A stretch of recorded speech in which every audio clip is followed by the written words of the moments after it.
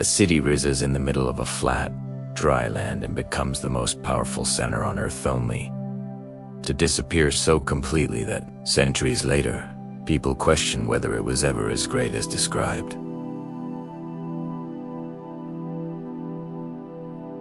Tonight, we are going to follow, step by step, the rise and fall of Babylon from its early formation, through its peak as a dominant empire, to its gradual decline and eventual ruin. This is not a symbolic retelling or a simplified version. We will trace the historical and biblical record, focusing on real rulers, real decisions, and the sequence of events that transformed Babylon into a global power and then led to its collapse. We begin in ancient Mesopotamia, in the region between the Tigris and Euphrates rivers, where early cities began to form. From there, we will follow how Babylon emerged from among other city-states, how it expanded under rulers like Hummer, and how it established systems of law and control that allowed it to grow. We will then move into its later phase, where kings like Nebuchadnezzar II turned it into one of the most impressive cities of the ancient world, known for its walls, temples, and influence across multiple regions.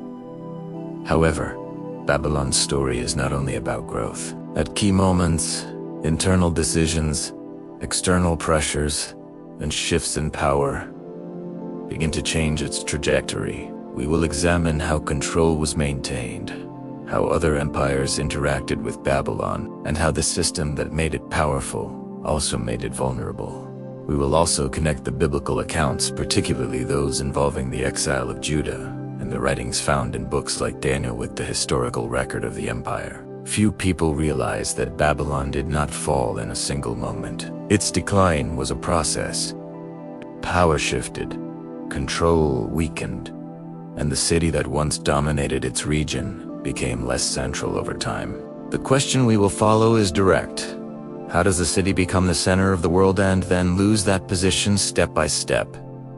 Before we begin, take a moment to support the channel. If you enjoy detailed, structured historical and biblical narratives like this, make sure to like the video and subscribe so you don't miss the next stories. And I'd like to hear from you. Where are you watching from? What time is it there right now?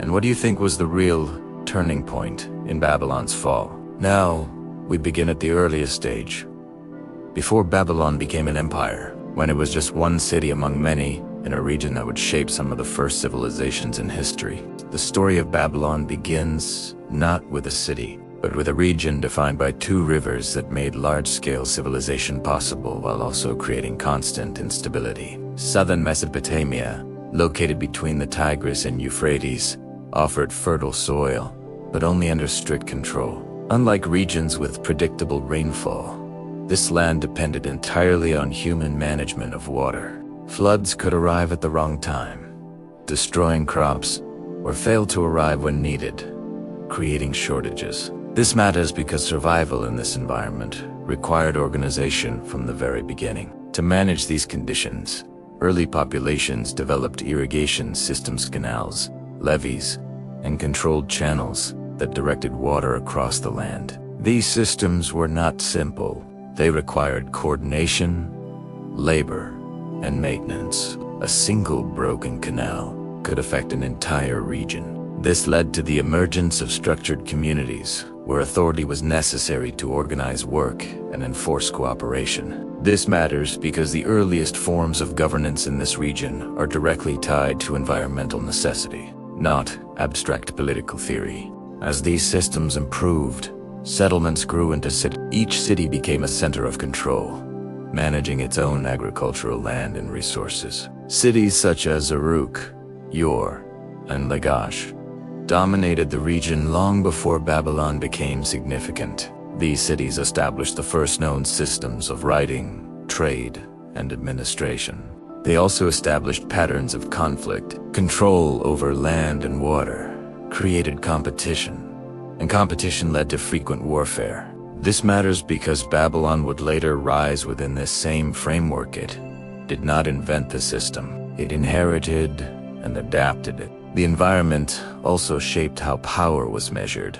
A strong city was not only one with a large population, but one that could maintain its irrigation systems, defend its territory, and control trade routes. These elements became interconnected. Trade brought resources that the land could not produce, while defense ensured that those resources were not taken by others. This created a network of dependency where each city had to maintain balance between internal stability and external pressure.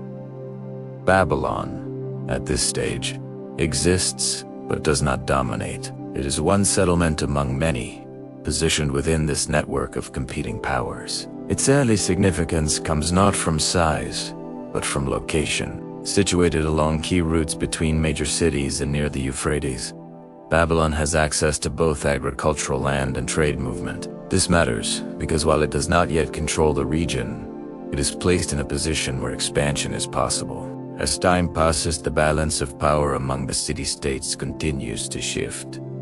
Alliances form and dissolve. Some cities rise quickly and then decline just as fast. Others maintain influence for longer periods, but eventually weaken due to internal or external pressure. This instability creates opportunities for emerging powers. Babylon begins to take advantage of these shifts, expanding its influence gradually rather than through a single decisive event. At this point, Babylon is transitioning from a minor settlement into a developing political center. It is not yet the dominant force, but the conditions around its geographic position, regional instability, and existing systems of governance are aligning in a way that will allow it to grow. The next phase will focus on the leadership that accelerates this transformation, turning Babylon from a growing city into a structured power capable of influencing the entire region. As Babylon begins to grow from a minor settlement into a developing political center, the conditions around it continue to shift in ways that favor consolidation. The surrounding region remains unstable, with multiple city-states competing for control, but none maintaining dominance for long. This matters because Babylon's rise is not built on immediate strength, it is built on timing, positioning, and the ability to expand while others weaken. Atistashi power in Mesopotamia is fragmented. Cities that once held influence begin to lose it due to internal strain, external pressure, or both. Maintaining irrigation systems becomes more difficult as conflict disrupts labor and coordination. Trade routes shift depending on which cities can secure them. This creates a landscape where control is constantly contested. Babylon, positioned along the Euphrates, is able to maintain access to both water and trade even as other cities struggle. This matters because stability, even if limited, becomes an advantage in a region defined by instability. Leadership begins to play a more decisive role. In a fragmented environment, expansion is not only about foresight, it's about organization. Babylon starts to absorb nearby territories, not always through direct conquest, but through a combination of influence, alliance, and strategic pressure. Smaller settlements, unable to sustain themselves independently, become connected to Babylon's growing system. This matters because expansion is not only territorial, it is administrative. Control requires the ability to manage what is gained. As Babylon's influence increases, it begins to transition from a city-state into a regional power. This transition is gradual. It involves establishing control over surrounding land, securing trade routes, and maintaining internal stability. The city becomes a center where decisions affect not only its immediate population, but also the areas connected to it. This matters because it marks the beginning of centralized authority, extending beyond a single urban center. At the same time, Babylon adopts and refines the systems that already exist in the region. Writing, record-keeping, and legal practices are not new inventions, but they are organized more systematically. This allows Babylon to manage resources, enforce agreements, and maintain order more effectively than smaller or less organized cities. This matters because administrative strength becomes as important as military strength in sustaining expansion. The city itself begins to change physically as well. Growth requires infrastructure walls, storage areas, and organized districts.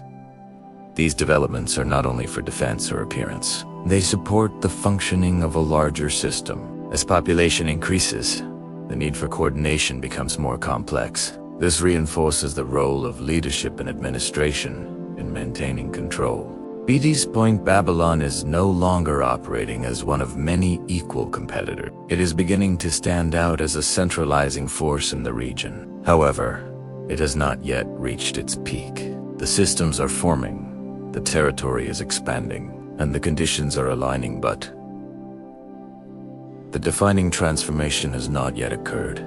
That transformation will come through a specific phase of leadership that introduces a level of organization and authority capable of unifying the region under Babylon's control. This is the stage where Babylon moves from a rising power to a dominant one. The next act will follow that transition, focusing on how Babylon consolidates its position and establishes itself as a central authority across Mesopotamia. As Babylon transitions from a growing regional center into a structured power, the defining factor becomes leadership capable of consolidating influence across a fragmented landscape.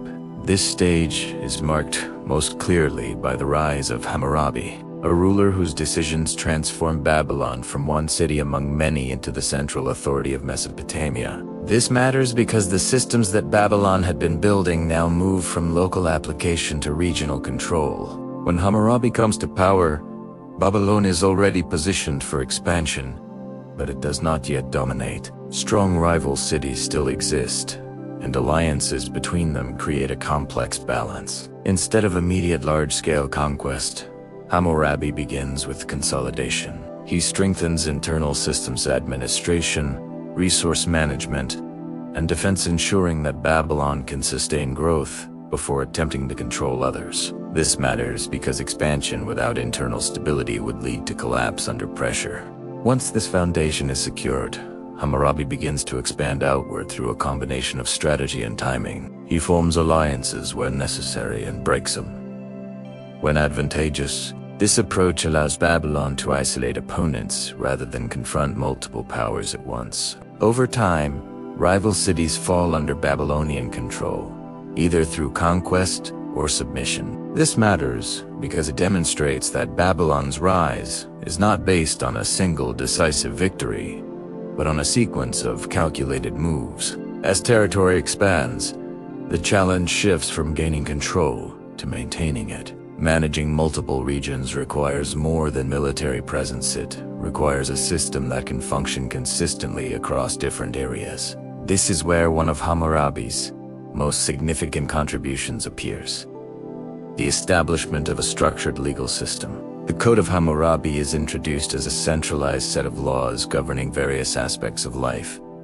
including trade, property, responsibility, and punishment. These laws are recorded and made visible, ensuring that they are known across the regions under Babylonian control. This matters because it creates consistency. Instead of each area operating under different rules, a unified system is applied. The importance of this system is not only in its content, but in its function. It allows Babylon to maintain order across a larger territory by reducing ambiguity. When disputes arise, there is a defined reference point for resolution. This reduces internal conflict and strengthens the authority of the central power. This matters because maintaining control over a large area depends on predictability as much as force. At the same time, Babylon continues to develop economically. Control over trade routes allows access to resources beyond the immediate region. Goods move through Babylon, increasing its importance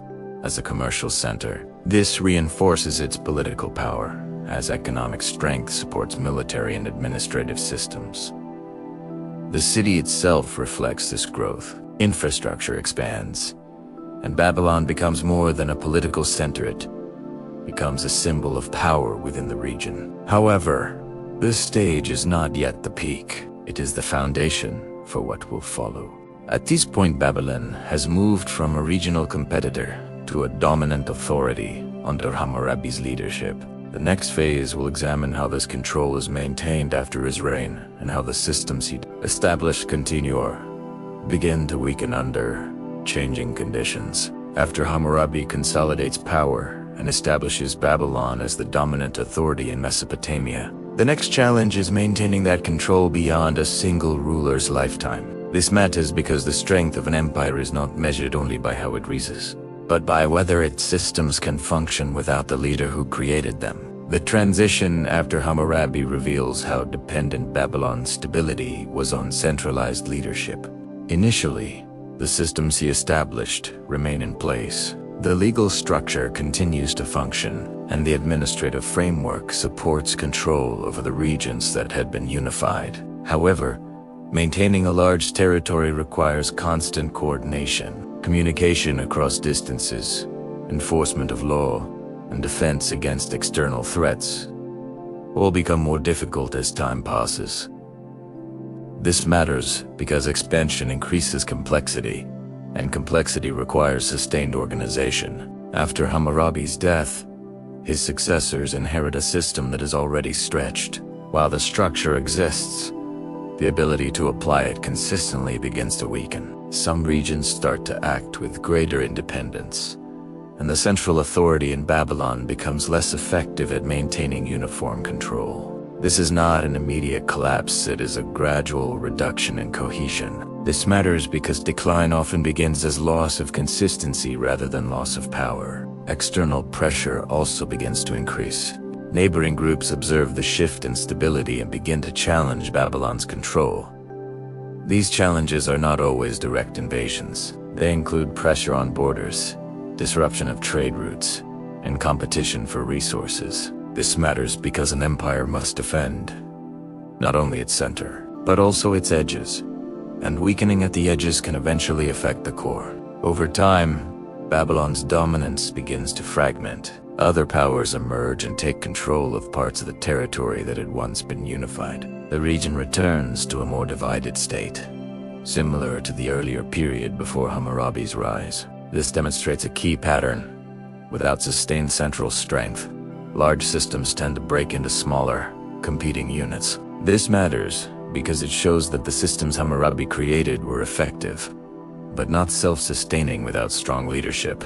At this stage, Babylon does not disappear, but it loses its position as the primary power. It remains an important city, but it is no longer the central authority controlling the entire region. This transition is important because it creates the conditions for the next phase of Babylon's history, its later revival under new leadership that will bring it back to prominence. During this period, the legacy of Hammurabi's system continues to influence the region. The idea of a centralized legal code and structured administration does not vanish. It becomes part of the broader pattern of governance in Mesopotamia. This matters because even as Babylon's direct control weakens, the concepts it established remain active. As time progresses, control of Babylon itself passes through different hands. Various groups and empires influence or dominate the city at different points.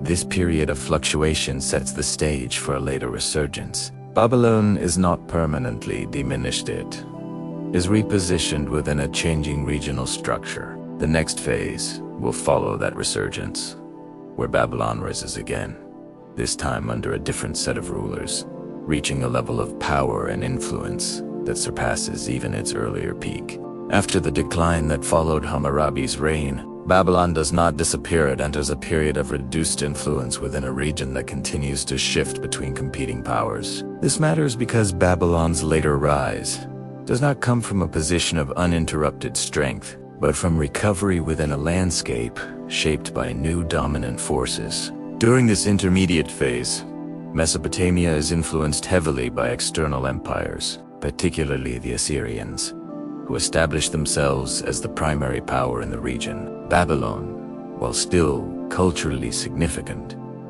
operates under the shadow of this larger authority. Control over the city changes hands multiple times, reflecting the instability of the broader political environment. This matters because Babylon's identity begins to separate into two aspects: a cultural center and a political asset controlled by others. Despite it, Babylon retains symbolic importance. It remains associated with earlier systems of law, administration, and urban development. This reputation allows it to maintain relevance, even when it does not hold direct power. This matters because influence is not only measured by control, it is also measured by perception and legacy. As Assyrian control continues, resistance begins to form within the region. Babylon becomes a focal point for opposition against external dominance. This is not immediate or unified. It develops over time through local leaders who seek to re-establish control. This matters because it sets the foundation for Babylon's resurgence, which will not come from gradual growth, but from a shift in power at a larger scale. That shift occurs when the Assyrian Empire begins to weaken. Internal struggles, combined with external pressures, reduce its ability to maintain control over distant regions. This creates an opportunity for Babylon to reassert itself. Leadership emerges that is capable of organizing resistance and consolidating power once again. One of the key figures in this resurgence is Nebuchadnezzar, who establishes what becomes known as the Neo-Babylonian Empire.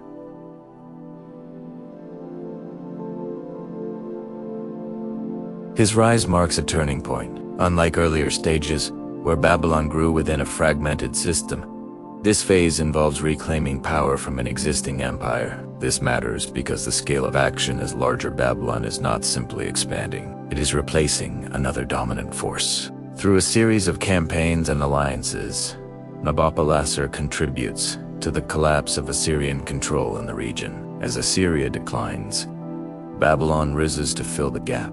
This transition is not instantaneous, but it is decisive. Control shifts from one empire to another, and Babylon becomes the central authority once again. At this time, Babylon is positioned for its second and most significant peak. The systems of governance and administration are re-established, but now they are applied on a larger scale. The city is no longer just recovering, it is preparing to become the dominant power of its time. The next phase will focus on the height of Babylon's power under Nebuchadnezzar II, where the city reaches its greatest level of influence, expansion, and recognition across multiple regions. With the decline of Assyrian dominance and the rise of Nabopolassar, Babylon re-enters the position of central authority in Mesopotamia, but now under different conditions than before. This is not a gradual ascent within a fragmented system, as it was in the time of Hammurabi. It is a transition of power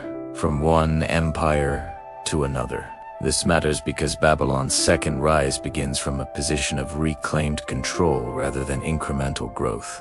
Nabopolassar consolidates power by securing key regions that had previously been under Assyrian control.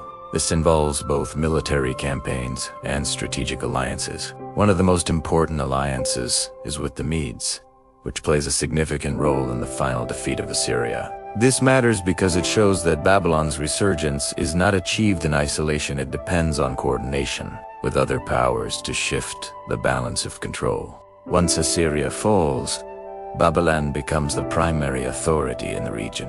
However, Nabopolassar's role is largely focused on establishing this transition.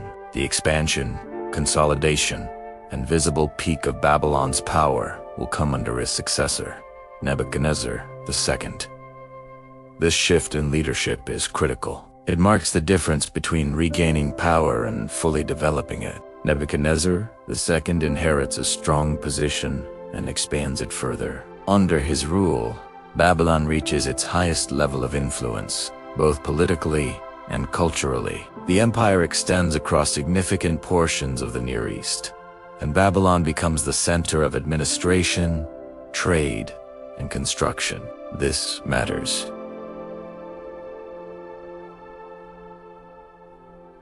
because it represents the peak of Babylon's power, the point at which it becomes one of the most recognized cities in the ancient world.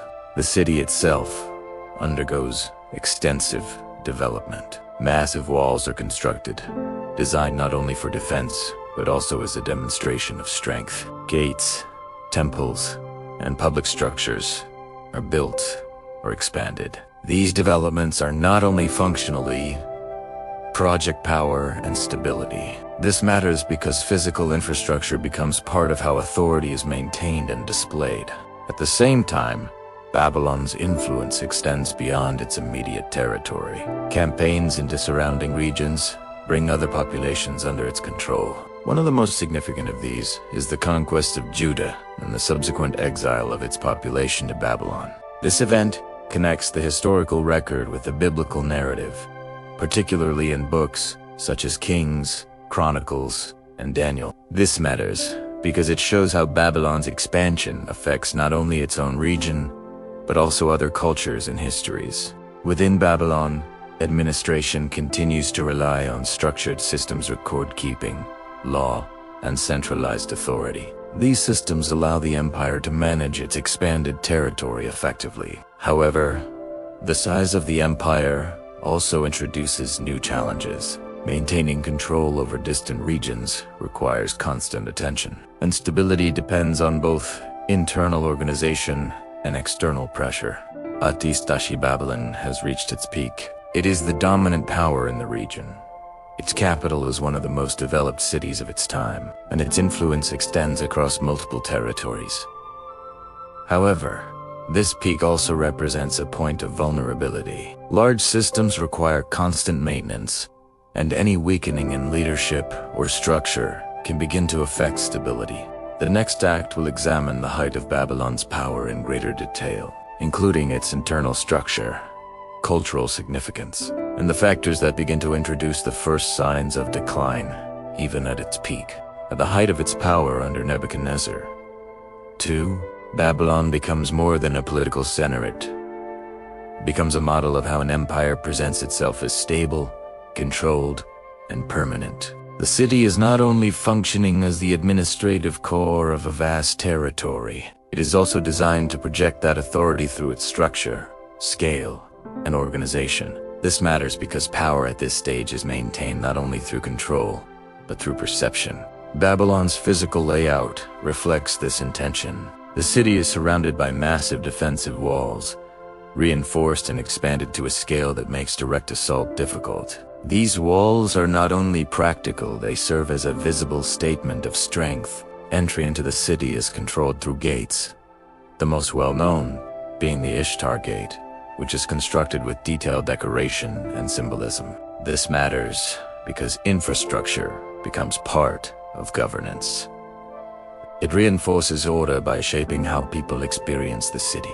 Inside the walls, Babylon is highly organized. Major roads connect key areas, including temples, administrative centers, and residential districts. This is not a loosely developed settlement. It is structured to support large-scale coordination. This matters because managing an empire requires a capital that can process information, resources, and decisions efficiently. One of the central features of Babylon is its religious and cultural system, which is closely tied to its political structure. Temples are not only places of worship, they are also centers of economic and administrative activity. The Temple of Marduk, in particular, holds a central position in the city's identity. This matters because religion and governance are interconnected. Authority is reinforced through both systems working together. Economically, Babylon operates as a hub. Goods flow into the city from across the empire and beyond. Trade routes connected to distant regions, bringing in materials that are not locally available. This strengthens its position, allowing it to sustain both its population and its administrative system. This matters because economic flow supports political stability. Without consistent resources, the system would weaken. At the same time, the population of Babylon reflects the scale of the empire. People from different regions, languages, and backgrounds are present within the city. This includes groups brought in through conquest, such as those from Judah.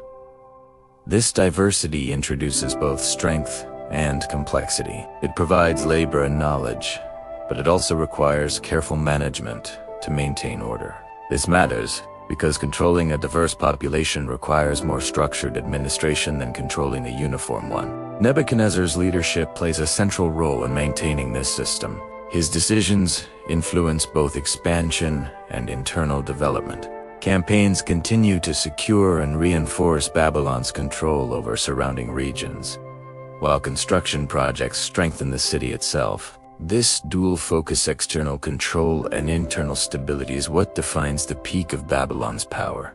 However, even at this stage, the size and complexity of the system introduce underlying pressure. The more extensive the empire becomes, the more difficult it is to manage consistently. While these challenges are not yet visible as decline, they are present as structural factors that will affect what comes next. The next phase will examine how Babylon's power is experienced within the city itself, how its systems function on a daily level, and how internal conditions begin to reflect the strain of maintaining such a large and complex empire. At the peak of Babylon's power, the city functions as a fully integrated system where administration, economy, and daily life operate under coordinated control. This stage is not defined by expansion alone, but by how effectively the empire manages what it has already gained. This matters because maintaining a large empire requires consistency across multiple layers, from central authority to everyday activity within the city. Administration in Babylon is structured and detailed. Records are kept on clay tablets, documenting transactions, labor, and legal agreements. This system allows for tracking resources and enforcing decisions across different regions. Officials are assigned specific roles, ensuring that responsibilities are distributed rather than concentrated in a single point. This matters because large-scale coordination depends on reliable information and clear lines of authority. The economic system is closely tied to this administrative structure. Agriculture in surrounding regions supports the city's population, while trade brings in goods from distant areas. Markets operate within a regulated framework, where prices, exchanges, and agreements are influenced by the central system. This reduces unpredictability and allows the city to function efficiently. This matters because economic stability is necessary to sustain both population and governance. Labor within Babylon is organized according to function. Some individuals work in agriculture, others in construction, trade, or administration. Large projects, including building and maintenance of infrastructure, require coordinated effort. This includes maintaining canals, reinforcing walls, and constructing public structures. These activities are not occasionally or ongoing. This matters because the city's stability depends on continuous maintenance, not just initial construction. At the same time, Babylon's population includes individuals brought from conquered regions. These groups are integrated into the system in various roles. Some contribute labor, others participate in administration or trade. This integration is managed through the same legal and administrative framework applied to the rest of the population. This matters because it allows the empire to utilize its diversity while maintaining control. The cultural environment within Babylon reflects its position as a central hub. Knowledge, language, and practices from different regions converge in the city.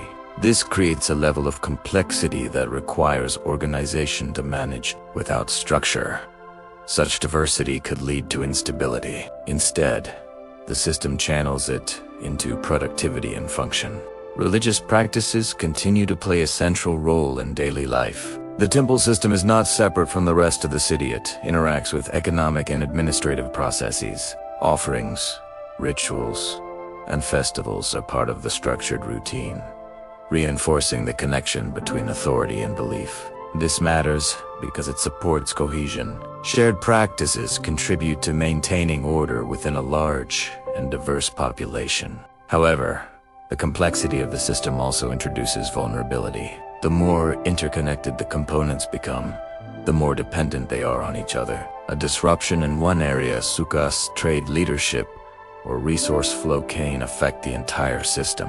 This matters because it shows that strength and vulnerability increase together as systems expand. At these stages, Babylon appears stable and dominant. Its systems are functioning, its population is managed, and its influence extends across a wide region.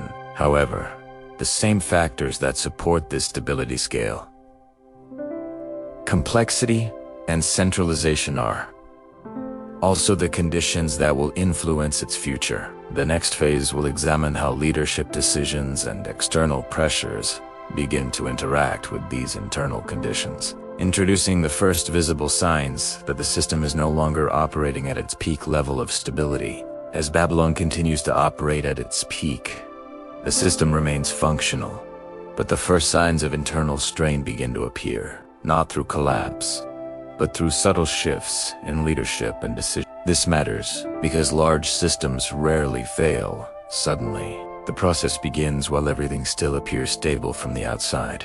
One of the key factors at this stage is the dependence on strong, centralized leadership. Under Nebuchadnezzar II, decisions are consistent, and the balance between expansion, administration, and internal stability is maintained. However, this level of control is tied directly to the leader. The system functions effectively because leadership is active, present, and aligned with the structure. This matters because it raises a question. What happens when that level of leadership changes? Even before that transition, there are indications that maintaining control across such a large empire requires constant attention. Distant regions must be monitored, resources must be distributed, and internal order must be preserved. These processes depend on communication and coordination that can become strained over distance and time. This matters because the system's effectiveness is tied to its ability to manage complexity without interruption. At the same time, Babylon's success creates a level of confidence that begins to influence decisions. When a system operates without major disruption for an extended period, there is a tendency to assume that stability will continue. This can lead to decisions that do not fully account for potential weaknesses. This matters because overconfidence can reduce the level of caution that is necessary to maintain balance in a complex system. The biblical record introduces an additional perspective during this period, particularly through the account of Nebuchadnezzar himself. The narrative in the book of Daniel presents a moment where the king reflects on the scale and strength of Babylon, attributing its success to his own authority. This moment is followed by a direct consequence that temporarily removes him from his position. Regardless of interpretation, the sequence highlights a key point. Leadership is not independent of outcome. This matters because it reinforces the connection between decision, perception, and consequence at the highest level of authority. Following this period, Nebuchadnezzar's rule continues, but the structure of the empire remains dependent on the continuity of strong leadership. The systems in place, administration, economy, and organization are effective, but they are not entirely so. They require direction to function consistently. This becomes more significant as the timeline approaches the end of his reign. Another factor during this stage is the increasing pressure from external powers that are beginning to rise in other regions. While Babylon remains dominant, it is no longer operating in an environment without competition. Other groups are consolidating power, observing Babylon's structure, and positioning themselves for future influence. This matters because external pressure does not need to be immediate to be significant. It develops over time and affects long-term stability. At this point, Babylon is still at its peak. Its systems are functioning, its leadership is active, and its influence is widespread. However, the conditions that will lead to change are already present. Leadership, dependency, system complexity, and emerging external forces are all factors that will shape what comes next. The next phase will follow the transition after Nebuchadnezzar's rule, where leadership changes begin to affect the stability of the empire, and the first clear signs of decline become visible. As Babylon approaches the end of Nebuchadnezzar II's reign, the system remains outwardly stable, but its continuity is increasingly tied to what happens next in leadership. This is a critical moment. The empire has reached its maximum scale. Its infrastructure is complete, and its systems are functioning, but none of these guarantee stability after transition. This matters because the strength of an empire is tested most clearly not during expansion, but during succession. When Nebuchadnezzar's rule ends, the leadership that follows does not maintain the same level of consistency. Successors inherit a system that is large, complex, and dependent on active management. However, they do not always apply the same level of control or strategic focus. This creates the first visible shifts in stability. This matters because the system itself has not changed, but the way it is managed has. Leadership begins to rotate more quickly, and internal consistency weakens. Decisions are not always aligned with long-term stability, and the coordination required to maintain control across distant regions begins to decline. This does not produce immediate collapse, but it introduces gaps. These gaps appear first in areas far from the center, where oversight is more difficult to maintain. This matters because weakening at the edges often precedes weakening at the core. At the same time, external forces continue to develop. The Medes and Persians, who had previously been part of alliances during earlier transitions of power, begin to consolidate their own strength. Unlike the fragmented environment Babylon once rose from, these groups are forming a more unified system. This matters because Babylon is now facing a type of external pressure that is more organized than before. Within Babylon, internal conditions also begin to reflect the shift in leadership. Administrative systems still exist, but their effectiveness depends on consistent enforcement. As leadership changes, the application of these systems becomes less uniform. This leads to variation in how different regions operate, reducing overall cohesion. This matters because the strength of a centralized empire depends on consistency across its entire structure. The biblical account provides a focused moment that reflects this transition. During the reign of Belshazzar, a ruler associated with Babylon's final stage, an event is described where a message appears during a formal gathering, interpreted as a declaration that the kingdom has reached its end. While presented in a specific narrative context, the event aligns with the broader pattern. Babylon's leadership is no longer operating at the level required to sustain its position. This matters because it reflects the connection between leadership condition and system stability. At this point, Babylon is still standing as a powerful city, but its position is no longer secure. The systems that once maintained its dominance are still in place, but they are no longer being applied with the same consistency. External powers are now positioned to act, and internal conditions are no longer as stable as they appear. The transition from peak to decline is now underway. The next phase will follow the final stage of Babylon's power, examining how the empire falls, how control shifts to new leadership, and how the city that once defined the region begins to lose its position step by step.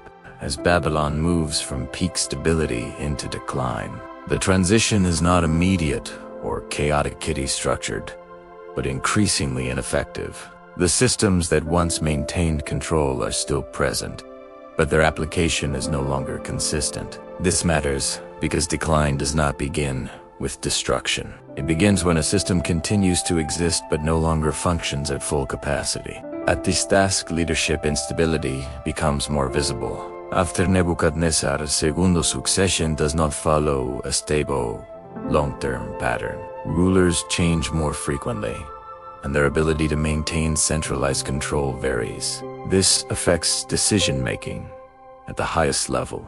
Instead of consistent long-term planning, leadership begins to focus on short-term stability. This matters because large empires require sustained direction to remain cohesive. Administrative systems continue to operate, but enforcement becomes uneven. In some regions, local leaders begin to act with greater independence, either due to distance from the center or reduced oversight. This weakens the unified structure that had defined Babylon's strength. This matters because central authority depends not only on laws, but on the ability to apply them consistently across all regions. At the same time, external forces are no longer distant or developing, they are active. The Persian Empire, under Cyrus the Great, emerges as a highly organized and expanding power. Unlike earlier threats, which often involve fragmented opposition, the Persians operate with coordinated strategy and strong leadership. This matters because Babylon is now facing a competitor with a system capable of replacing its own. Cyrus expands his influence across surrounding regions, gradually positioning himself closer to Babylon. This expansion is not random, it is strategic, targeting key areas that weaken Babylon's ability to defend itself effectively. By the time direct confrontation becomes possible, Babylon is already under pressure from multiple directions. Within the city, however, the perception of strength remains. Babylon's walls are still massive, its infrastructure still intact, and its history still associated with dominance. This creates a sense of security that does not fully reflect the changing reality outside. This matters because perception can delay response. If leadership believes the system is still secure, necessary adjustments may not be made in time. The biblical account during this stage highlights this contrast. The description of a gathering under Belshazzar reflects a moment where normal activity continues. Despite the broader context of instability, this is not presented as a strategic response to external threat, but as a continuation of internal routine. This matters because it shows a disconnect between external conditions and internal awareness.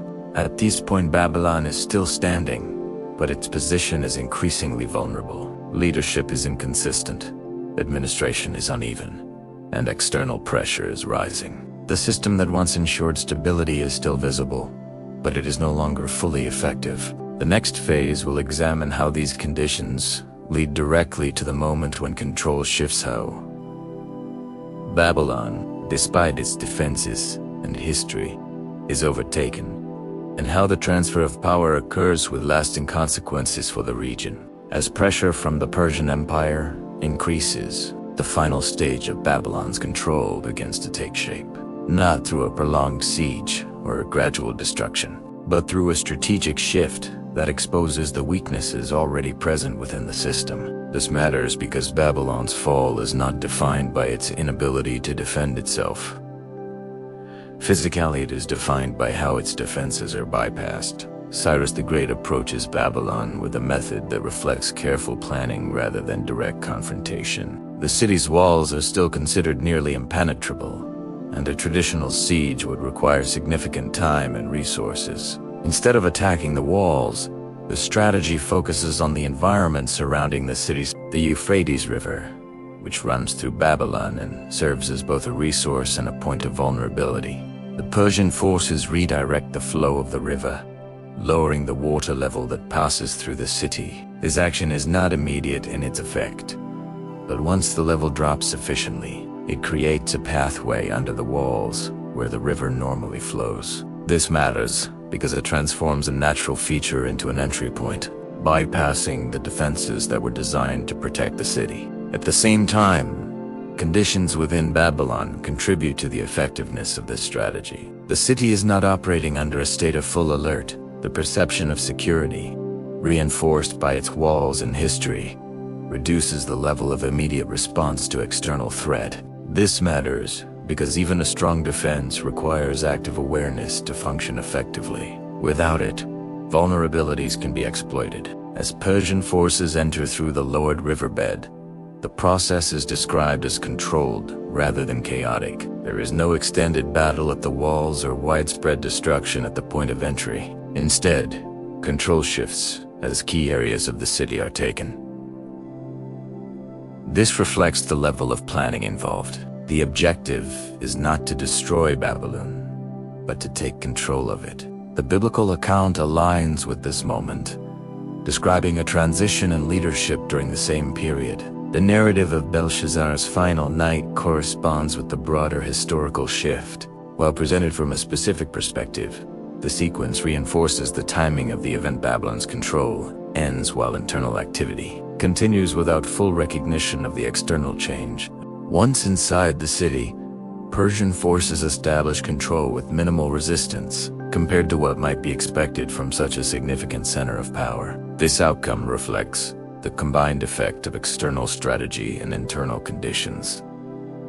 The defenses were strong, but the system managing them was no longer operating at full effectiveness. This matters because it demonstrates that physical strength alone is not sufficient without coordinated response. After the transition, Cyrus does not dismantle Babylon immediately. Instead, the city is incorporated into the Persian Empire. Its administrative systems, infrastructure, and population are maintained and adapted under new leadership. This is a key point. The fall of Babylon is not the destruction of the city. It is the transfer of control. At this time, Babylon is no longer an independent power. It remains significant as a city, but its role has changed. It operates within a larger system rather than defining one. This marks the end of its position as the central authority in the region. The next phase will examine what happens after this transition, how Babylon continues to exist under new rule, how its importance gradually declines over time, and how the city that once dominated the world begins to move toward eventual ruin. After the Persian takeover, Babylon does not immediately collapse or disappear. Instead, it enters a new phase defined by reduced autonomy and gradual loss of central importance.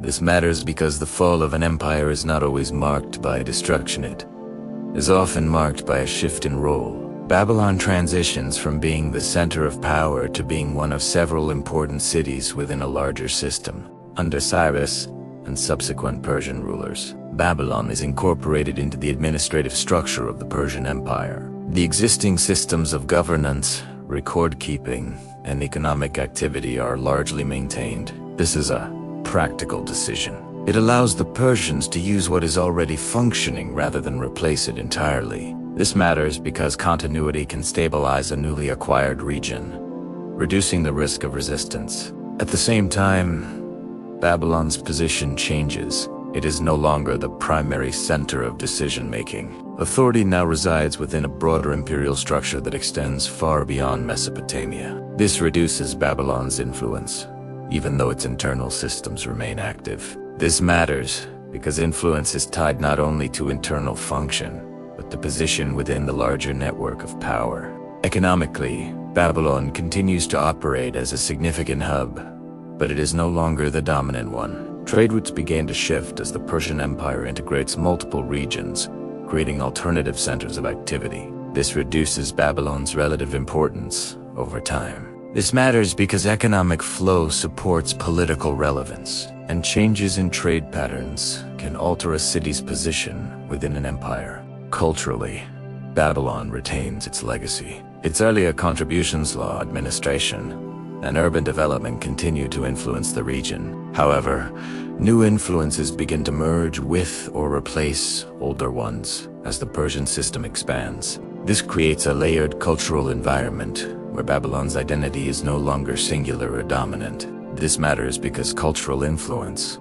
like political power, can diminish gradually rather than disappear suddenly. As time passes, the pattern continues. Babylon remains inhabited and functional, but its central role does not return. Leadership changes within the Persian Empire further distribute authority across multiple locations. This decentralization reduces the need for any single city to dominate as Babylon once did. This matters because it reflects a broader shift in how large empires operate. Later developments under other empires, including the conquests of Alexander the Great, bring additional change. Babylon is still recognized as an important location, and Alexander himself uses it as a base for a period. However, even this moment does not restore its previous status. After his death, the focus of power shifts again, and Babylon becomes less central within the new structure that emerges. Over time, the cumulative effect of these transitions becomes clear. Babylon continues to exist, but its importance is steadily reduced. The systems that once supported its dominance are either absorbed into larger frameworks or replaced by new ones. This matters because decline is not defined by a single event. It's defined by a sequence of changes that reduce a city's role step by step. The next phase will follow this process to its conclusion, examining how Babylon moves from reduced importance to eventual ruin, and how the city that once defined an era becomes a historical reference rather than a functioning center of power. As Babylon continues under successive empires, the process of decline moves from reduced influence to physical and functional deterioration. This stage is not marked by a single catastrophic event, but by a gradual withdrawal of relevance. The city remains inhabited for a time, but the factors that once sustained its position's central authority, economic dominance, and strategic necessity continue to weaken. This matters because a city's survival depends not only on its structures, but on its role within larger systems. After the Persian period, Babylon comes under the control of Alexander the Great. At this moment, there is a temporary shift in attention back toward this city. Alexander recognizes its strategic location and existing infrastructure, and for a brief period, Babylon serves as an important center within his expanding empire. This matters because it shows that Babylon's physical foundation still holds value, even after its political decline. However, this renewed importance does not last. After Alexander's death, his empire is divided, and control passes to successors who reorganize the region according to new priorities. One of the most significant developments is the establishment of new cities, such as Seleucia, which are positioned to serve as administrative and economic centers within the evolving system. This matters because the rise of new centers directly reduces the need for Babylon to function as it once did. As these new cities grow, population and activity begin to shift away from Babylon. Trade routes adjust, administrative focus changes, and the movement of people follows these developments. Over time, the infrastructure of Babylon is no longer maintained at the level required to support large-scale activity. This leads to gradual physical decline. Buildings deteriorate, canals are not maintained, and sections of the city fall out of use. This matters because physical structure requires continuous maintenance without it. Even the largest cities begin to deteriorate. The process continues over generations. Babylon is not abandoned overnight. Instead, it becomes less central, less populated, and less maintained. Eventually, it transitions from an active city into a location of historical reference. What was once a functioning center of power becomes a site remembered for what it had been. The biblical perspective includes references that align with this long-term outcome, describing Babylon not only in terms of its power, but also in terms of its eventual desolation. These descriptions emphasize the complete shift from dominance to abandonment. This matters because it reflects the full arc of the city's trajectory from rise to peak to decline and finally to ruin. Archaeological evidence supports this progression. Over time, the remains of Babylon become buried and partially lost, requiring excavation to reveal their structure. This reinforces the idea that the city's fall was not only political, it was physical. The systems that once sustained it no longer existed, and without them, the city could not continue. At this point, the fall of Babylon is complete. The city that once controlled a region, influenced multiple cultures, and defined an era has moved out of active history. Its structures remain in part, but its function is gone after the fall of Babylon as a political and economic center. The city does not disappear from memory. Instead, it transitions into a different type of presence, no longer a functioning capital, but a reference point within history, culture, and later interpretation. This matters because the influence of a city does not always end when its structures decline. In many cases, its impact continues in how it is remembered and used as a model or warning in later contexts. In the immediate period following its decline, Babylon remains physically present, but its role is reduced. It is no longer a center of administration or major trade, and its population decreases over time. However, the remains of its infrastructure walls, foundations, and layout continue to exist. This allows later groups to interact with what is left, even if the city itself is no longer active. This matters because physical remnants preserve the memory of scale and organization, even after function is lost. As time passes, Babylon becomes part of historical accounts written by other civilizations. Greek historians, for example, describe the city in terms that reflect both its past grandeur and its current condition. These accounts contribute to how Babylon is perceived outside its original context. This matters because once a city is no longer active, its identity is shaped by those who describe it. At the same time, Babylon takes on a symbolic role within biblical literature. It is referenced not only as a historical empire, but also as a representation of power, control, and eventual downfall. These references are not focused on daily life within the city. They focus on its position within a larger narrative of rise and fall. This matters because it shifts Babylon's significance from a physical location to a conceptual reference used to describe broader patterns. This symbolic use appears in both earlier and later texts. In prophetic writings, Babylon is described in terms of judgment and decline, emphasizing the contrast between its former strength and its eventual state. In later writings, particularly in apocalyptic literature, Babylon becomes a representation of systems that rise to dominance and then collapse. This matters because the city's identity expands beyond its historical existence. Meanwhile, the physical site continues to change. Without maintenance, structures deteriorate further. Materials are sometimes reused by nearby populations, contributing to the gradual disappearance of visible features. This process is not unique to Babylon. It is common in ancient cities, but the scale of Babylon makes its transformation more noticeable. This matters because even large and well-built cities depend on continuous use to remain intact. Bdistashi Babylon exists in three forms simultaneously: as a physical site in decline, as a historical subject recorded by other civilizations, and as a symbolic reference within religious texts. Each of these forms contributes to how it is understood in later periods. The next phase will examine how these different forms continue to develop over time, how Babylon's identity evolves as it moves further away from its original context, and how its legacy persists even after the city itself is no longer active. As Babylon moves further away from its time as a functioning city, the way it is understood becomes increasingly shaped by transmission rather than direct experience. No longer a center people interact with daily. It becomes something described, interpreted, and referenced by others across generations. This matters because once a place is no longer active, its identity depends on how it is preserved and retold. In historical records, Babylon begins to appear less as a present location and more as a past reference. Greek writers such as Herodotus describe it with a mixture of observation and second-hand information, sometimes emphasizing its scale and uniqueness.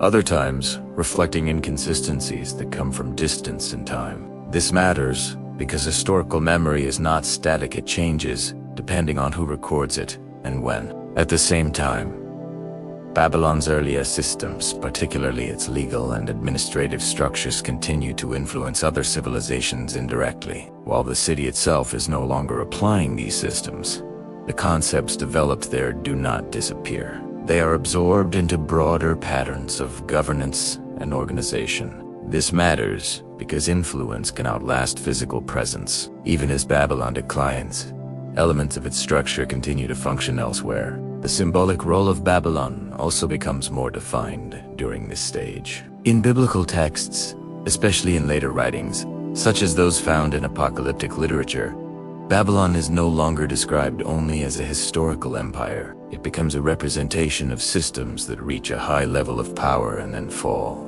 This is not tied to a specific location anymore. It is an idea built from the historical example. This matters because the city's identity expands beyond its original boundaries. In these symbolic uses, certain patterns are emphasized: rapid growth, concentration of power, visible strength, and eventual collapse. These patterns reflect the historical trajectory of Babylon but are applied in a broader context. This allows the name Babylon to be used as a reference point for systems beyond the original city. This matters because it shows how historical events can shape long-term conceptual frameworks. Meanwhile, the physical site continues to change. Without active population and maintenance, structures deteriorate further. Wind, erosion, and human reuse of materials contribute to the gradual breakdown of visible features. The canals that once supported agriculture become unusable, and sections of the city are no longer distinguishable from the surrounding land. This matters because physical decline follows a predictable pattern when systems that maintain infrastructure are removed. Archaeological interest in later periods begins to uncover what remains of Babylon. Excavations reveal foundations, walls, and artifacts that provide insight into how the city once functioned. These findings reconnect the physical site with the historical and symbolic accounts. This matters because it allows for comparison between description and evidence, confirming some aspects while clarifying others. At this stage, Babylon's identity is no longer singular. It exists as a combination of physical remains, historical accounts, and symbolic meaning. Each of these layers contributes to how it is understood in later periods. The next phase will examine how these layers come together to form Babylon's long-term legacy, and how the city continues to influence perception even after it has fully transitioned out of active use. As Babylon moves further into the past, the three layers of its identity: physical remains, historical record, and symbolic mean, begin to interact more directly, shaping how later generations understand not only the city itself, but the idea of rise and collapse. This matters because Babylon is no longer just remembered. It is interpreted, and those interpretations influence how other systems are viewed. The physical site, though diminished, continues to provide evidence of scale and organization. Excavations in later centuries uncover walls, gates, inscriptions, and fragments of the city's layout. These findings confirm that Babylon was not only significant in narrative, but also in structure. The size of its walls, the complexity of its planning, and the detail of its construction support the accounts of its former prominence. This matters because physical evidence anchors historical memory, preventing it from becoming entirely abstract. At the same time, the historical record becomes more layered. Different civilizations describe Babylon from different perspectives. Some emphasize its grandeur, others its decline, and others its role within larger empires. These variations do not cancel each other, they combine to create a broader picture. This matters because understanding Babylon requires comparing multiple sources rather than relying on a single narrative. The symbolic meaning of Babylon continues to expand. In biblical literature, particularly in prophetic and apocalyptic contexts, Babylon is used to represent systems that concentrate power and then fall under their own conditions. This usage is not random, it reflects the observable pattern in Babylon's history. The city becomes a reference point for identifying similar trajectories in other contexts. This matters because it transforms a historical case into a recurring model. As these interpretations spread, the name Babylon begins to function independently of the physical location. It can be used to describe any system that follows a similar pattern of rise, dominance, and decline. This does not replace the historical city, it builds on Italiano. This matters because it shows how a specific example can become a general concept. Meanwhile, the physical site continues its gradual transformation. Parts of the city become buried under layers of soil, while other parts are repurposed or eroded. The process is slow but consistent. Over time, the visible presence of Babylon decreases, even as its conceptual presence increases. This creates a contrast between what can be seen and what is remembered. This matters because physical absence does not eliminate influence. The combination of these factors results in a unique outcome. Babylon remains one of the most recognized cities in historical and biblical contexts, even though it is no longer functioning. Its legacy is not tied to current activity, it is tied to the pattern it represents. At this stage, Babylon has fully transitioned from a living city into a lasting reference point. The next and final phase will bring this process to its conclusion, connecting its rise, peak, fall, and legacy into a single trajectory that explains why Babylon continues to be referenced long after its physical decline. At the final stage of Babylon's transformation, the city no longer functions as a political, economic, or administrative center. Its physical presence has diminished, its role within empires has ended, and its population is dispersed across other regions. What remains is not a living system, but the result of a complete historical process that can be followed step by step. This matters because Babylon's significance is no longer defined by activity. It is defined by the trajectory it completed. When this trajectory is analyzed in full, a clear sequence emerges. Babylon begins as a small settlement within a region shaped by environmental necessity, where organization is required simply to survive. It rises by taking advantage of instability around it, consolidating control through leadership, administration, and strategic positioning. It reaches a peak where its systems are fully integrated: law, infrastructure, economy, and centralized authority all operate together. This phase creates the appearance of permanence. However, that permanence depends on continuous maintenance. The transition from peak to decline does not begin with visible destruction. It begins with reduced consistency in leadership and application of the system. Decisions become less aligned with long-term stability, administrative control weakens at the edges, and external forces begin to position themselves more effectively. This matters because decline is often invisible at first. The structure remains, but its effectiveness decreases. Once Babylon loses its position as the central authority, the process accelerates. The city is incorporated into larger empires, where it continues to function, but it no longer defines the system. Its infrastructure is still used, its population still active, but its role has changed. This shift is critical. It marks the moment when Babylon transitions from being a controlling power to being a component within someone else's system. From that point forward, the decline becomes cumulative. Trade routes shift toward new centers. Administrative focus moves elsewhere. Resources that once supported Babylon are redirected. The city does not collapse. Suddenly it becomes less necessary. This matters because relevance, not destruction, determines long-term survival. Once a system is no longer central, its maintenance becomes secondary. Over time, this reduced importance leads to physical deterioration. Without consistent use and maintenance, canals fail, structures weaken, and sections of the city are abandoned. Materials are reused in nearby settlements, accelerating the breakdown of what once stood. This process is gradual but irreversible. This matters because even the most advanced infrastructure cannot sustain itself without active systems behind it. At the same time, Babylon's identity begins to separate from its physical location. Historical accounts preserve its role as a dominant power, describing its scale and organization. Biblical texts preserve its significance as a central empire and later as a symbol of rise and fall. These records ensure that Babylon continues to exist in memory even as its physical presence fades. This creates a dual reality.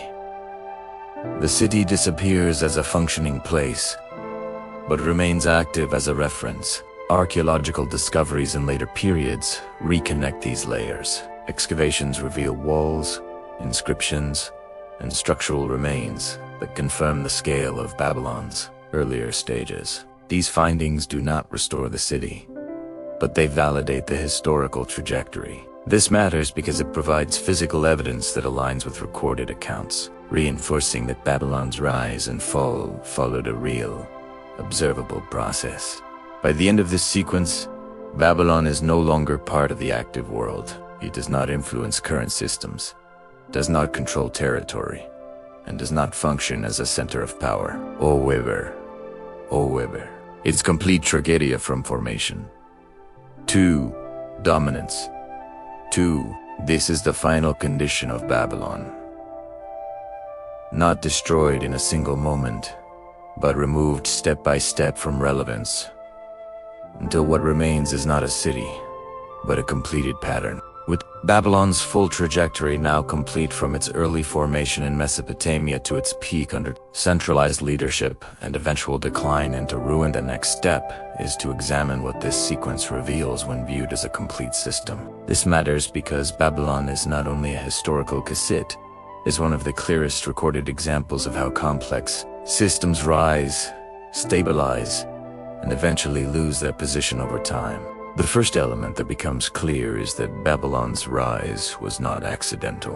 It was built on a combination of environmental adaptation, strategic positioning, and leadership capable of consolidating fragmented power. The region itself required organization to function, and Babylon took that requirement further by expanding administrative control beyond a single city. This matters because initial growth is rarely random. It is based on the ability to organize better than surrounding systems.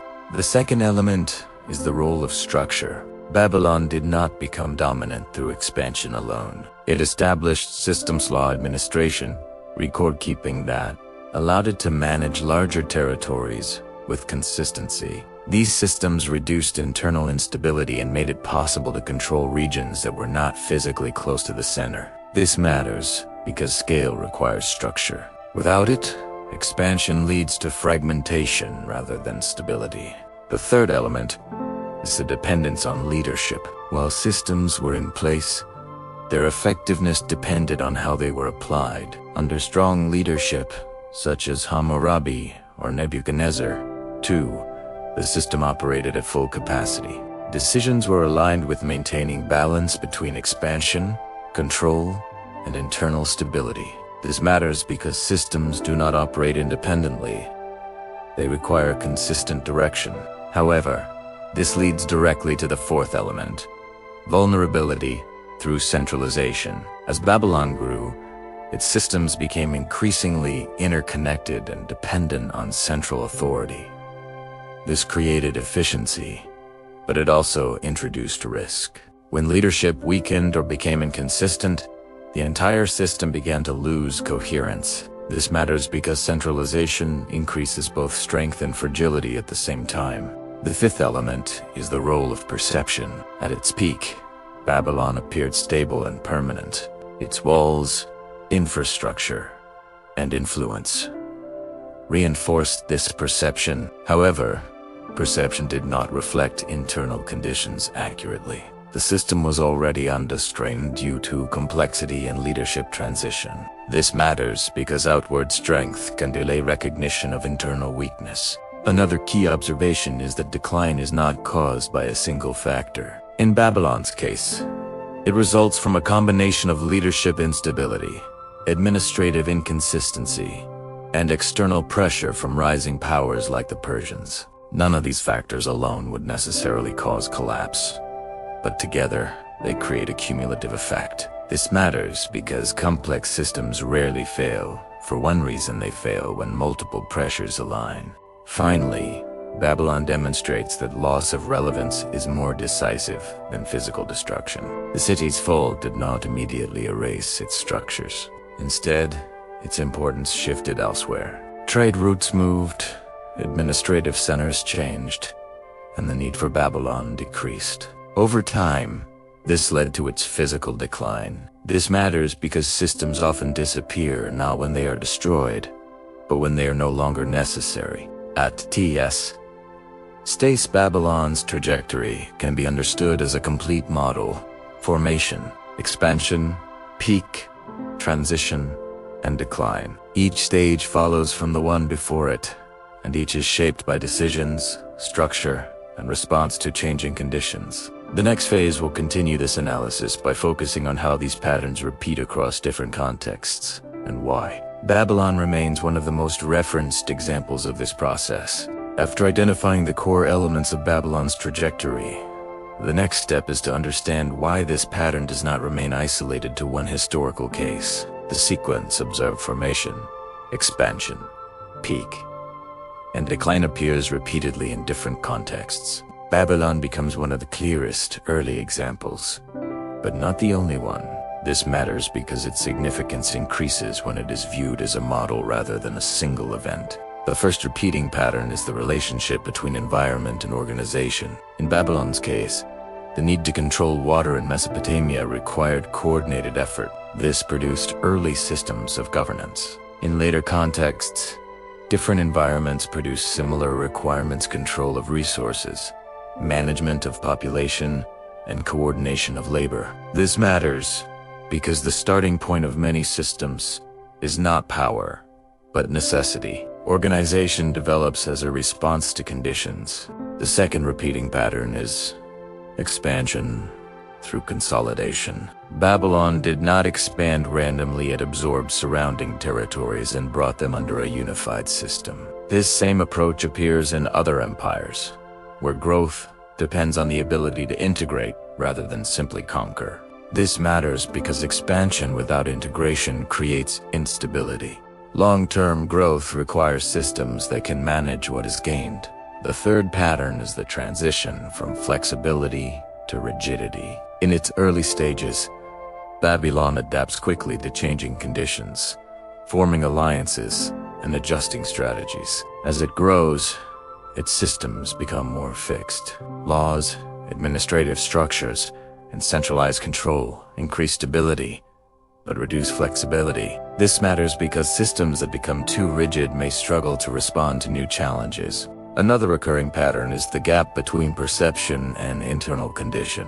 At its peak, Babylon appears stable and dominant, but internal pressures are already present. This same pattern appears in other systems, where outward strength hides underlying weaknesses. This matters because decisions made during this stage often fail to account for internal strain. The role of leadership also follows a repeating pattern. Strong leadership aligns systems and maintains balance. But transitions in leadership introduce variability. If successors do not maintain the same level of coordination, the system begins to weaken. This matters because continuity of leadership is often more critical than initial success. External pressure is another consistent factor. As Babylon rises, it eventually encounters other powers that are developing similar capabilities. These external systems do not immediately replace Babylon, but they position themselves over time. This matters because no system operates in isolation. Growth attracts competition, and competition introduces long-term pressure. The final repeating pattern is gradual loss of relevance. Babylon does not end with immediate destruction, it becomes less central as other systems take its place. This process appears in many contexts, where systems are not removed suddenly, but replaced over time. This matters because decline is often defined by what replaces a system, not by how it ends. When these patterns are viewed together, Babylon serves as a clear early example of a broader process. Its significance is not only in what happened, but in how clearly the sequence can be followed from beginning to end. The next phase will examine why Babylon, among many historical examples, continues to be referenced so frequently, and how its trajectory has been preserved in both historical and biblical contexts as a lasting point of reference. After identifying that Babylon follows a pattern repeated in other systems, the next question is why Babylon, among many historical examples, continues to be referenced so consistently across time. This matters because not every empire leaves the same level of lasting recognition. Babylon's trajectory is preserved in a way that makes it both historically visible and conceptually useful. One of the main reasons is the clarity of its recorded sequence. Babylon's development is documented across multiple sourcey Mesopotamian records, later historical writings, and biblical texts. These sources do not all describe the same details in the same way, but together they create a layered account that covers its rise, peak, and fall. This matters because when a system is recorded from multiple perspectives, its trajectory becomes easier to reconstruct and understand. Another factor is the scale of its peak. Babylon reaches a level of visibility that extends beyond its immediate region.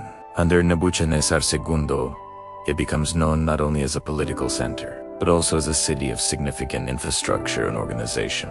Its walls, gates, and urban layout contribute to its reputation. This matters because systems that reach a visible peak are more likely to be remembered, especially when that peak contrasts with later decline. The connection between Babylon and the biblical narrative also plays a significant role in preserving its identity. Events such as the exile of Judah bring Babylon into direct interaction with another historical and cultural record that continues to be transmitted across generations. This matters because Babylon is not only recorded within its own context, it is embedded within another narrative that continues to be read and referenced over time. In addition to a historical record, Babylon's symbolic use reinforces its presence. In later biblical texts, particularly in prophetic and apocalyptic writings, Babylon is used as a representation of concentrated power followed by collapse. This use is not abstract, it is based on the observable pattern in Babylon's history. This matters because it allows the name Babylon to function beyond its original context, becoming a reference point for similar patterns in different times and places.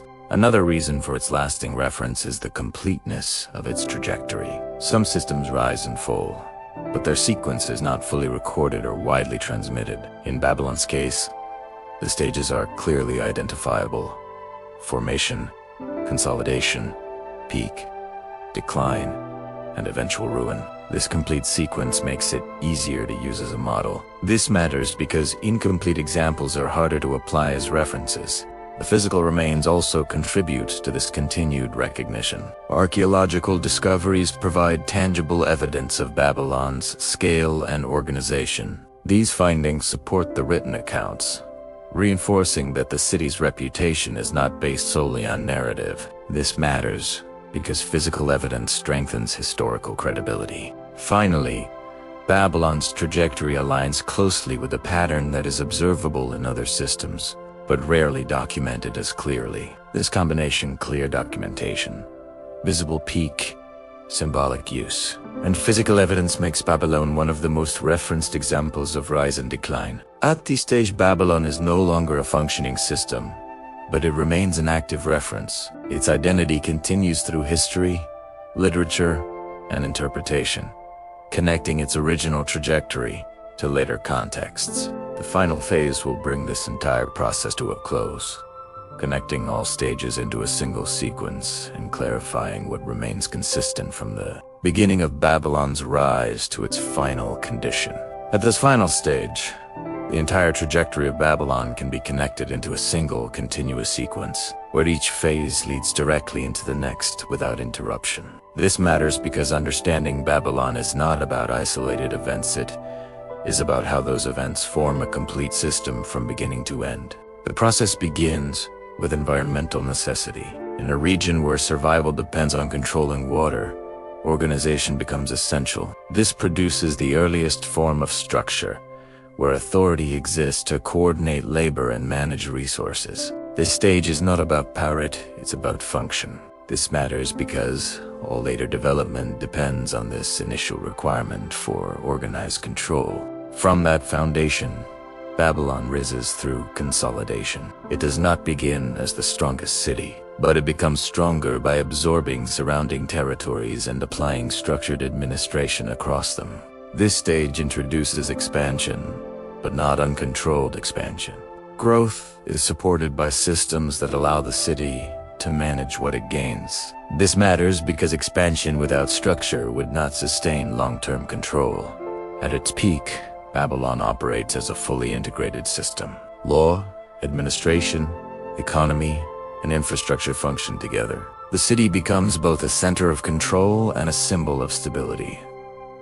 This stage creates the perception of permanence. However, that perception depends on consistent leadership and continuous application of the system. This matters because peak stability is maintained, not guaranteed. The transition from peak to decline begins when consistency is reduced. Leadership changes, administrative control becomes uneven, and external pressures begin to align. These changes do not immediately disrupt the system, but they weaken it over time.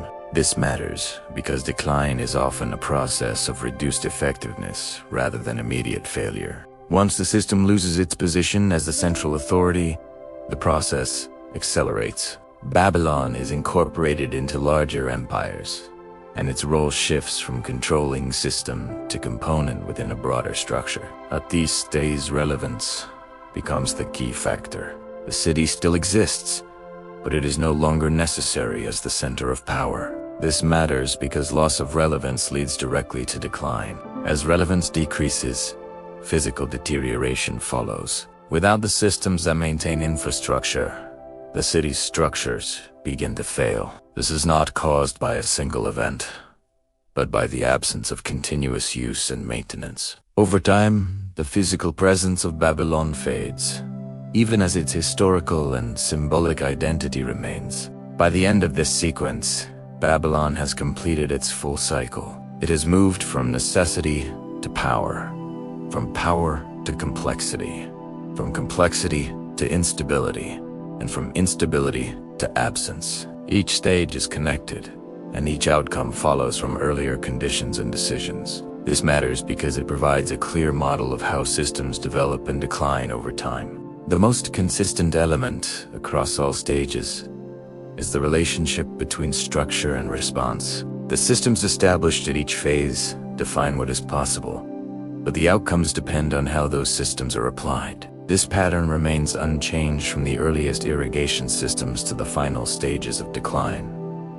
With this, the full trajectory of Babylon is complete. What began as a settlement shaped by environment became a dominant empire, then transitioned into a historical and symbolic reference. The process is continuous, and its stages remain clearly defined from beginning to end. After Babylon completes its transition from dominant empire to physical decline, the next stage is not disappearance, but transformation into something that continues to operate beyond its original structure. This matters because most systems end when they lose control, but Babylon does not. Instead, it shifts into a form that remains active through memory, interpretation, and repeated reference.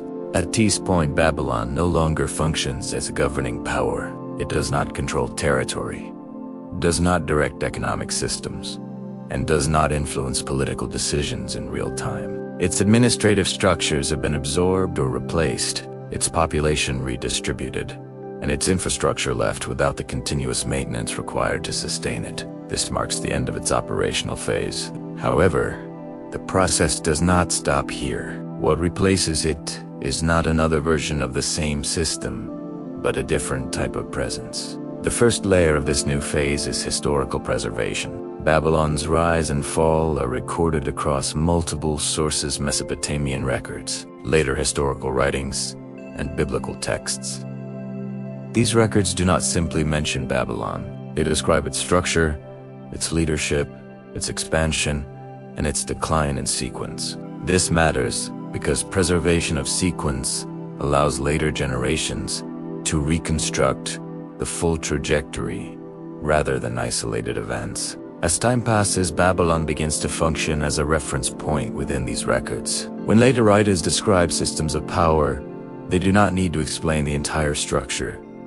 They can refer to Babylon as an example that is already understood. This reduces complexity in communication. Instead of describing how a system rises and collapses, the name itself carries that meaning. This matters because it shows that Babylon has moved from being a subject of history to being a tool used to interpret history. At the same time, Babylon's role expands within biblical literature. In earlier accounts, it appears as a real empire interacting with specific nations, particularly in the context of conquest and exile. These accounts are tied to identifiable events and time. However, in later texts, especially in prophetic and apocalyptic writings, Babylon is no longer limited to a single historical moment. It becomes a representation of systems that concentrate power, operate at a high level of control, and eventually collapse under their own conditions. This transformation is not arbitrary. It is based on the observable pattern in Babylon's history. The city provides a complete sequence that can be applied to other systems. This matters because symbolism in this case is not abstract, it is derived from a documented process. As a result, the name Babylon begins to operate independently of geography. It is no longer necessary to refer to the physical city in Mesopotamia. The term can be applied to any system that reflects similar characteristics: centralized authority, visible strength, internal complexity, and eventual decline. This marks a major shift. Babylon is no longer just remembered, it is reused. Meanwhile, the physical site continues its gradual disappearance. Without active systems to maintain it, the city's structures deteriorate further. Walls erode, canals collapse, and the layout becomes less visible over time. This creates a growing gap between what exists physically and what is preserved conceptually. This matters because it demonstrates that influence does not depend on physical presence. At this stage, Babylon exists in a dual condition. Physically, it is fading. Conceptually, it is expanding. The city that once operated within defined borders now functions across time and context, used to describe patterns that extend far beyond its original location. This is the beginning of Babylon's final transformation, not into another empire, but into a lasting reference that continues to be applied long after the original system has ended. As Babylon's identity shifts from a physical empire to a lasting reference, the next stage involves how that reference is applied across different contexts over time. This matters because a symbol only remains active if it continues to be used, interpreted, and adapted beyond its original setting. Babylon does not remain static, it is repeatedly reintroduced in new frameworks where its pattern is relevant. One of the primary ways this happens is through continued textual transmission. Historical records preserve Babylon as a real city and empire, but biblical texts extend its role by using it as a representation of systems that reach a high level of centralized control. In prophetic writings, Babylon is described not only for what it was, but for what it represents. This matters because the name begins to function as a shorthand for a recognizable process: rise, dominance, and eventual decline. This use becomes even more pronounced in later apocalyptic literature, where Babylon is no longer tied to a specific geographic location. Instead, it represents a system characterized by concentration of power, economic influence, and internal complexity. The description focuses on structure and behavior rather than location. This matters because it allows the concept to be applied across different periods without needing to refer back to Mesopotamia directly. At the same time, this transformation does not erase the historical foundation. The symbolic use depends on the original sequence of events. Without the recorded rise and fall of the actual city, the symbolic meaning would not have the same clarity or consistency. This matters because the strength of the symbol depends on the accuracy and completeness of the historical example. As Babylon continues to be referenced, its meaning becomes more standardized. When the term is used, it carries a set of associated characteristics: organized power, visible strength, structured systems, and eventual loss of control. These characteristics are not added randomly. They are drawn from the observed trajectory of the city. This matters because it ensures that the reference remains consistent, even when applied in different contexts. In parallel, the physical site of Babylon continues to lose visibility. As structures deteriorate and the landscape changes, fewer direct connections remain between the modern environment and the ancient city. This increases the reliance on records and interpretation rather than observation. This matters because the less visible a system becomes physically, the more its identity depends on how it is preserved conceptually. Another important factor is the adaptability of the Babylon reference. It is not limited to a single type of system. It can be applied to political structures, economic systems, or broader patterns of organization. This flexibility allows it to remain relevant across different fields of analysis. This matters because a rigid symbol would lose relevance over time, while an adaptable one continues to be used. Artiste Babylon is no longer a fixed historical subject. It is an active reference that continues to be applied whenever similar patterns are observed. Its identity is maintained not through physical presence, but through repeated use in interpretation and analysis. The next phase will examine how this repeated application reinforces Babylon's position as one of the most persistent reference points in understanding the rise and decline of complex systems. As Babylon continues to be applied as a reference across different contexts, its role becomes more stable and more widely recognized. It is no longer dependent on a single text or tradition. Instead, it appears consistently in multiple streams of thought, historical analysis, religious interpretation, and general frameworks used to understand how systems develop and decline. This matters because repeated use across independent contexts strengthens the durability of the reference. One of the key factors in this reinforcement is consistency. The characteristics associated with Babylon remain largely unchanged over time. Whether it is described in historical records or symbolic language, the same elements appear: centralized authority, large-scale organization, visible strength, and eventual decline. This consistency allows the reference to be recognized immediately without needing to redefine it in each new context. This matters because stable meaning increases usability. At the same time, Babylon's reference begins to function as a comparative tool.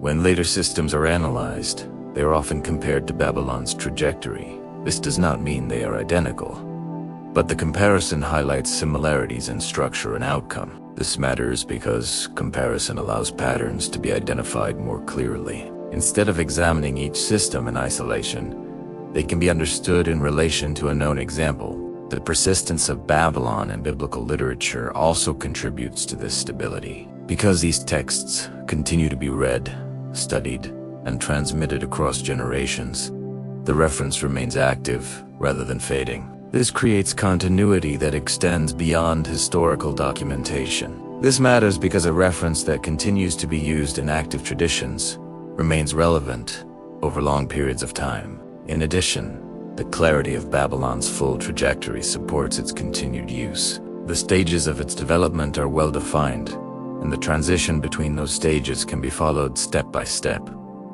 This makes it easier to apply as a model. This matters because complex systems are easier to understand when there is a clear example that illustrates each phase. Meanwhile, the physical absence of Babylon reinforces its conceptual role. As the city becomes less visible in the physical landscape, it relies entirely on record and interpretation to remain present. This removes any ambiguity that might come from current conditions.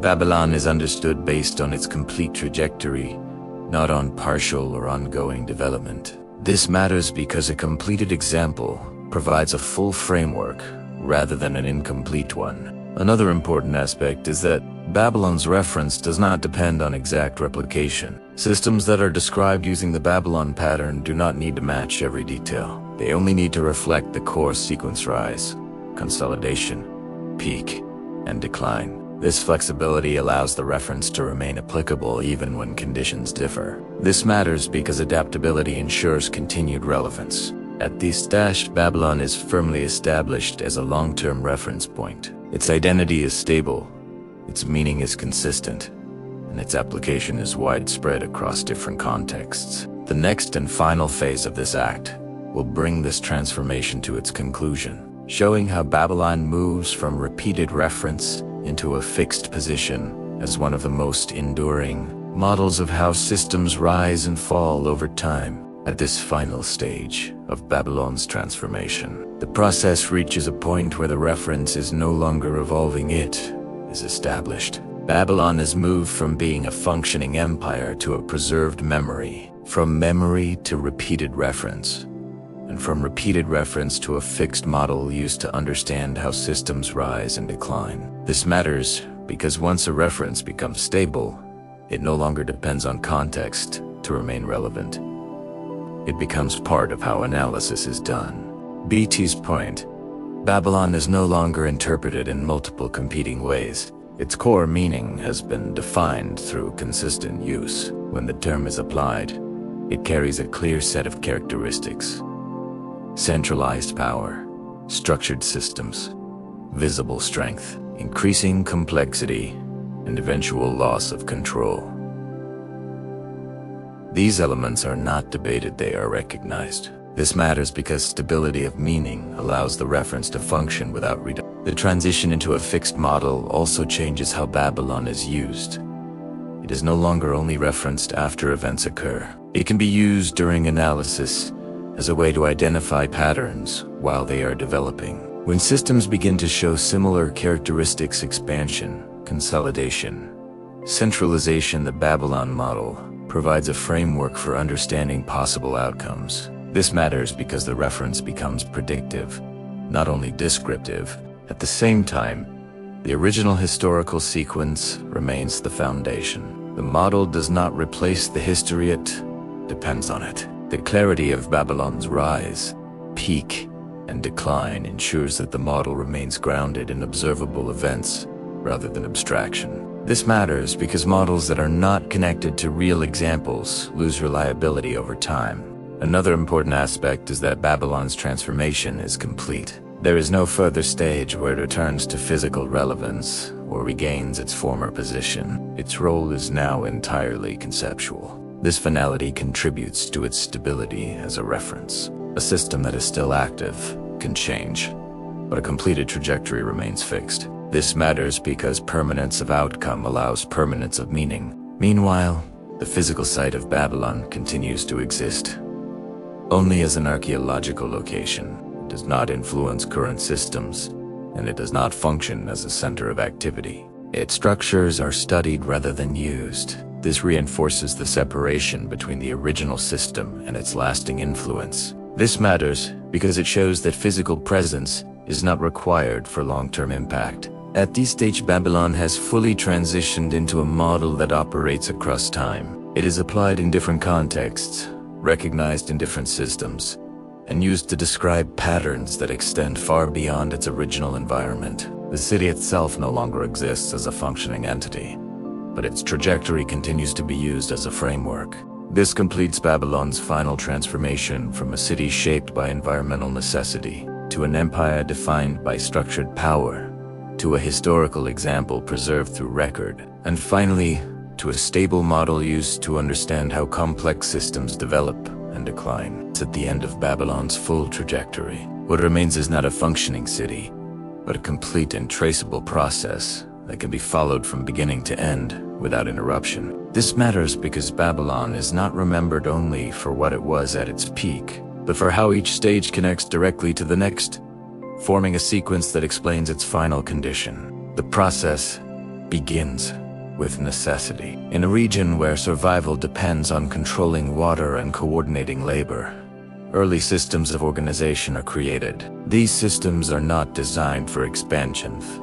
They are designed for stability. However, once structure exists, it allows for growth. This is where the transition begins. Babylon moves from survival-based organization to expansion through consolidation. As it grows, the system becomes more complex. Law, administration, and centralized authority allow Babylon to manage larger territories and populations. At these days, the system is no longer reactive, it is controlling. This matters because control creates the conditions for dominance. Babylon reaches a point where it is no longer adapting to its environment, it is shaping the environment around it. At its peak, all components of the system operate together. Infrastructure supports population, administration manages resources, and leadership maintains coordination. The city becomes both a center of control and a visible representation of stability. This creates the perception that the system is permanent.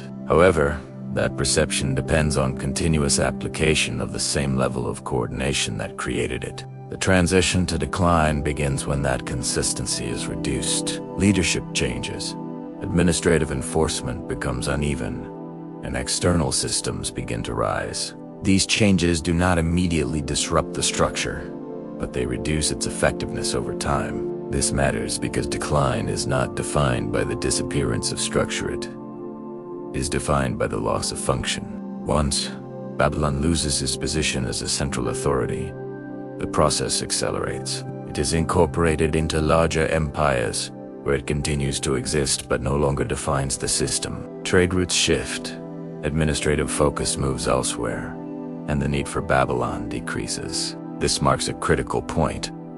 The system is still present, but it is no longer necessary. From that moment, physical decline follows naturally. Without continuous use and maintenance, infrastructure deteriorates. Canals fail, structures weaken, and sections of the city are abandoned. Over time, the physical presence of Babylon fades. This is not caused by a single event, it is the result of sustained loss of relevance. At the same time, Babylon's identity shifts from physical to conceptual. Its trajectory is preserved through records and used as a reference to understand similar patterns in other systems. This creates a lasting form of influence that is no longer tied to geography or population. BTI stage Babylon exists as a completed sequence. Every phase: formation, expansion, peak, decline, and transformation can be traced and connected. This matters because it provides a clear example of how complex systems develop and eventually lose their position. The final phase will close this sequence by focusing on what remains consistent across all stages and why. Babylon continues to be one of the most referenced examples of this process. At the conclusion of Babylon's full trajectory, the most important element is not any single event, ruler, or structure. It is the continuity of the process itself. Each stage leads directly to the next, and the outcome is produced by the accumulation of those stages rather than by one decisive moment. This matters because it shows that large-scale change is rarely sudden. It is the result of ongoing conditions that develop over time. One of the most consistent factors across all stages is the relationship between structure and application. Systems are created to manage complexity, but their effectiveness depends on how consistently they are applied. In Babylon's rise, structure and application are aligned. allowing expansion and stability to develop together. At its peak, this alignment is maintained. During decline, that alignment weakens. This matters because the system itself does not fail independently. The way it is managed determines its outcome. Another consistent element is the role of relevance. At the height of its power, Babylon is central to trade, administration, and regional control. As new systems emerge and take over these functions, Babylon becomes less necessary. This shift does not require destruction. It only requires replacement. This matters because systems often end when they are no longer needed, not when they are directly removed. The trajectory also demonstrates that visibility can mask internal change. Babylon appears strongest at its peak, but the conditions that lead to decline are already present. This pattern repeats in other contexts, where outward stability delays recognition of internal shifts. This matters because perception can influence decisions that affect long-term outcomes. By the final stage, Babylon no longer operates in any functional capacity. Its structures are no longer maintained, its systems are no longer active, and its role within larger networks has ended. However, its trajectory remains fully preserved. This is what gives it lasting significance. It is not remembered only as a powerful empire, but as a complete example of how power is built, maintained, and eventually lost. That is why Babylon continues to be referenced, not because it was unique in rising or falling, but because its full sequence is clearly recorded and consistently understood. It provides a framework that can be applied whenever similar patterns are observed. Before we close, take a moment to support the channel. If you enjoy structured factual stories like this, make sure to like the video and subscribe so you don't miss the next deep dive. And I'd like to hear from you. Where are you watching from? What time is it there right now? And at what stage do you think Babylon truly began to decline? This is the full story of Babylon, from a settlement shaped by necessity to a model that continues to be used long after the city itself is gone.